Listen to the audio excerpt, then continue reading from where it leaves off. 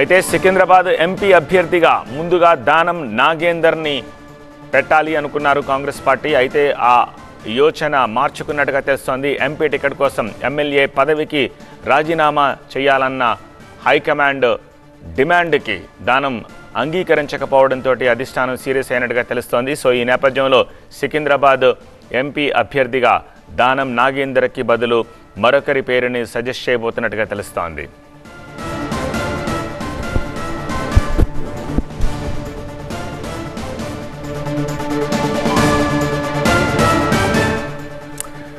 దీనికి సంబంధించి మరింత సమాచారం అందించేందుకు మా అసోసియేట్ ఎడిటర్ మహాత్మా ఢిల్లీ నుంచి మనకి లైవ్లో అందుబాటులో ఉన్నారు. మహాత్మా, సింగిల్ పాయింట్ ఎజెండానా ఇవాళ ఢిల్లీ టూరు? కేవలం ఈ 4 అభ్యర్థుల ప్రకటన సిడబ్ల్యూసీ మీటింగ్ కోసమైనా వేరే ఏదైనా కార్యక్రమాల కోసం వస్తున్నారా సీఎం అక్కడ? తెలంగాణలో మిగిలిన 4 స్థానాల్లో అభ్యర్థుల్ని ఖరారు చేయడమే ప్రధాన ఎజెండాగా మనం చెప్పుకోవచ్చు. ఎందుకంటే ఇప్పుడున్న పరిస్థితుల్లో ఆ 4టికి అభ్యర్థులను ఖరారు చేస్తే ఇక ఎన్నికల ప్రచారం మీద పూర్తిగా ఫోకస్ చేయవచ్చు. టైం కూడా సమీపిస్తూనే ఉంది.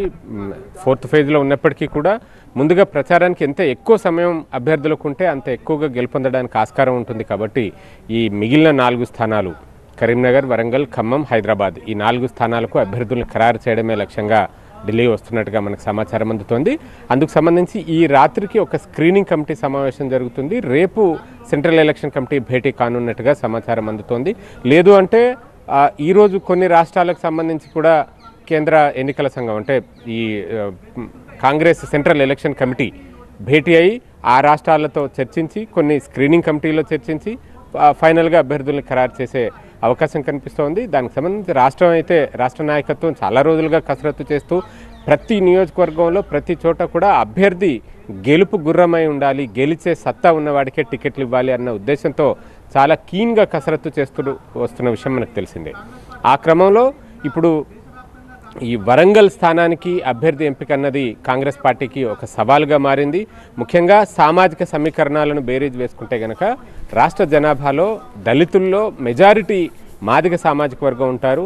ఆ వర్గం ఇప్పుడు అసంతృప్తిగా ఉంది. గత 2-3 రోజులుగా ఢిల్లీలోనే ఉండి వారు ఏఐసీసీ ఎదుట ఆందోళనలు, ధర్నాలు కూడా చేశారు. సాధారణంగా ఏ రాజకీయ పార్టీ అయినా ఉన్న 3 ఎస్సీ రిజర్వ్డ్ నియోజకవర్గాల్లో 2 మాదిగలకు ఇచ్చి 1 మాలా లేదా ఇతర ఉపకులాలకి ఇవ్వడం అనేది ఆనవాయితీగా వస్తూ ఉంది.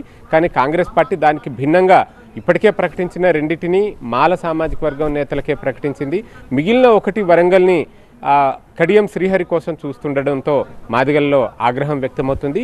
కడియం మాదిగగా క్లెయిమ్ చేసుకుంటున్నప్పటికీ ఆయన మాదిగ కాదు, దాంట్లో ఒక ఉపకులం బైండ్లా, అంటే చాలా తక్కువ మంది మాత్రమే పాపులేషన్ ఉంటారు. ఇది మాదిగలకు అన్యాయం చేయడమేనంటూ ఆ సంఘం నేతలు చెప్తున్నారు. మరి ఈ పరిస్థితుల్లో ఆయన అధిష్టానంతో చర్చించి ఎవరి అభ్యర్థిత్వాన్ని ఖరారు చేస్తారు, ఇప్పుడు కడియంని చేర్చుకుని ఆయనకి ఇస్తారా, ఆయనకి కానీ ఆయన కుమార్తెకు కానీ ఇస్తారా, లేదు అంటే ముందు నుంచి పరిశీలిస్తున్న పేర్లలో దొమ్మేటి సాంబయ్య అలాగే డాక్టర్ పరమేశ్వర్ ఇలాంటి పేర్లలో నుంచి ఎవరినైనా ఎంపిక చేస్తారా అన్నది ఒకటి మనం చూడాల్సి ఉంటుంది. ఇక అలాగే కరీంనగర్ నుంచి అక్కడి నుంచి ప్రవీణ్ రెడ్డి పేరు వినిపిస్తున్నప్పటికీ ఆయన హుస్నాబాద్ సిట్టింగ్ స్థానాన్ని వదులుకుని మరీ అసెంబ్లీ ఎన్నికల సమయంలో వదులుకున్నారు. కాబట్టి ఆయన చేసిన త్యాగానికి కరీంనగర్ లోక్సభ సీట్ ఇస్తామన్న హామీ గతంలో ఉంది. దాన్ని దృష్టిలో పెట్టుకుని ఆయనకి ఇస్తారా, లేదంటే తీన్మార్ మల్లన్న, ఎందుకంటే బీసీలకు కూడా ప్రాతినిధ్యం ఉండాలి, బీసీలకి తగినంత సంఖ్యలో సీట్లు ఉండాలన్న ఒక డిమాండ్ ఉన్న నేపథ్యంలో అటు బీజేపీ నుంచి అభ్యర్థిగా ఉన్న బండి సంజయ్ కూడా బీసీ అండ్ తీన్మార్ మల్లన్న ఇద్దరు సేమ్ కమ్యూనిటీ అవుతారు. కాబట్టి ఆ రకమైన అడ్వాంటేజ్ ఏమైనా ఉంటుందా అన్న ఈక్వేషన్స్ కూడా అక్కడ చర్చకు వస్తున్నాయి. ఇకపోతే ఖమ్మం నుంచి అయితే మనం ఊహించిందే, అక్కడ అగ్రనేతల మధ్య పోటీ గట్టిగా ఉంది. ఆ పరిస్థితుల్లో అక్కడున్న వారికి ఇస్తారా, లేదు అంటే జాతీయ నాయకత్వం నుంచి ప్రియాంకని అక్కడి నుంచి పోటీ చేయాల్సిందిగా కోరుతున్నట్టు తెలుస్తుంది. మరి ఆ రకమైన చర్చ ఏమైనా జరుగుతుందా? ఇదంతా మొత్తంగా అయితే ఈ మిగిలిన 4 స్థానాలు and at the same time సికింద్రాబాద్లో దానం అభ్యర్థిత్వాన్ని మార్చాలా వద్దా, ఎందుకంటే ఆయన రాజీనామా చేయకుండానే ఎన్నికల్లో పోటీ చేయాలనుకుంటున్నారు. కాబట్టి దాని మీద కూడా అధిష్టానం పెద్దలతో ఒకసారి చర్చించి ఒక డెసిషన్ తీసుకునే అవకాశం కనిపిస్తోంది. ఆల్రైట్ మహాత్మా.